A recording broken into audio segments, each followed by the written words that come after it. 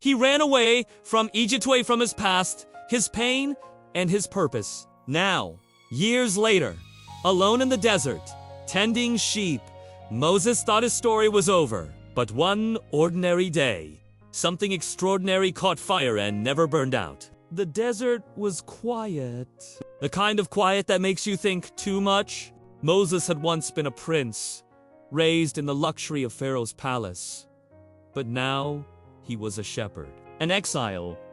40 years of silence. 40 years of wondering if he had ruined everything, if that one fatal mistake had defined his entire life. Then, on the far side of the wilderness, near the mountain of God, he saw it. A bush, engulfed in flames, yet its leaves weren't turning to ash. It was burning, but not burning up. Drawn by curiosity, he stepped closer, and from within the flames, a voice called out, "Moses! Moses!" He froze, his heart pounding in his chest. Tentatively, he answered, "Here I am." The voice identified itself as the God of his fathers, the God of Abraham, Isaac, and Jacob. And then came the call! A mission that would shatter Moses' quiet life. God said, "I have seen the suffering of my people in Egypt. I have heard their cries, and I am sending you to Pharaoh to bring them out." Moses froze. Me? The man who fled in fear? The man with a stutter and a forgotten identity? He stammered, "Who am I that I should go to Pharaoh and bring the Israelites out of Egypt?" He was looking at his own inadequacies, his past failures, his present insignificance. What if they don't believe me? What if they don't listen? What if I fail? I am slow of speech and tongue, he pleaded. Excuses poured out, one after another, torrent of fear disguised as humility. But God didn't change his mind. He didn't debate Moses' qualifications. He simply answered the deepest fear behind all the questions. He said, "I will be with you." That's all Moses needed to hear. And honestly, that's all we ever need to hear, too. Then God gave him a sign to bolster his faith. "What is that in your hand?" God asked. "A staff, yeah," Moses replied.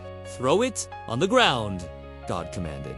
As soon as it hit the dirt, it writhed and transformed into a serpent. Moses recoiled in fear. "Now, reach out and take it by the tail." Hesitantly, Moses obeyed, and as his fingers closed around it, it became a solid staff once more. God was showing him something profound. It's not about what is in your hand, your talents, your resources, your abilities. It's about whose hand you're in. It's about who holds your heart. Still, Moses hesitated, offering one last protest about his inability to speak well. So God gently reminded him, "Who gave human beings their mouths? Who makes them deaf or mute? Who gives them sight or makes them blind? Is it not I, the Lord?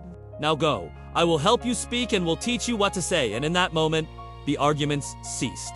The excuses fell silent.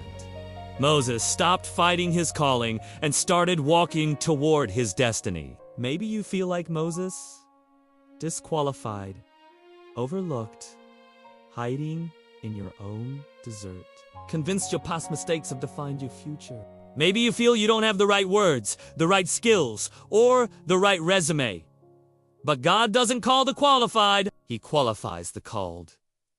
He doesn't look for perfect people, He perfects the willing. Sometimes, your burning bush isn't a literal fire. It's a quiet whisper in a moment of stillness, a deep stirring in your soul, an undeniable opportunity that feels both terrifying and divine. It's a moment where God whispers, "I choose you." You don't need to have all the answers.